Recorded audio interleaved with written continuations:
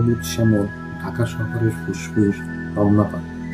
এই পার্কে শতবর্ষী গাছগুলোর আড়ালে কত যে ইতিহাস লুকিয়ে আছে, আমরা কজনই বা তার খবর রাখি।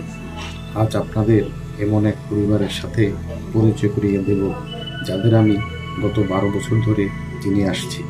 2014 থেকে এই নির্দিষ্ট গাছের খোরলে আমি দেখেছি একজোড়া খোরল পেঁচাকে। সময় বদলেছে, শহর বদলেছে, কিন্তু এই ঠিকানায় তাদের বসবাস আজও অটুট। আপনারা ভিডিওতে যে পেঁচা দুটিকে দেখছেন, এরা শুধু পাখি নয়, এরা এই গাছের বিশ্বস্ত পাহারাদার। গত 1 দশকেরও বেশি সময় ধরে এরা এখানে বংশ পরম্পরায় বাস করে আসছে এবং এখানেই তাদের উত্তরসূরিদের বড় করে তুলছে।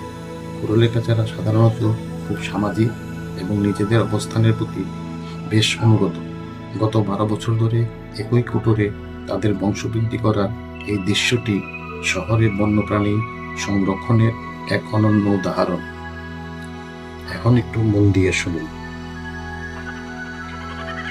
তাদের এই চিরাচরিত ডাক বা কর রমনার এই নির্জন কোণকে এক অনন্য রকম প্রাণ দেয়। ওরা যখন তাদের বাসায় বসে এইভাবে একে অপরের সাথে কথা বলে বা নিজেদের সীমানা জানান দেয়, তখন মনে হয় প্রকৃতি এক আদিম সুর পাচ্ছে।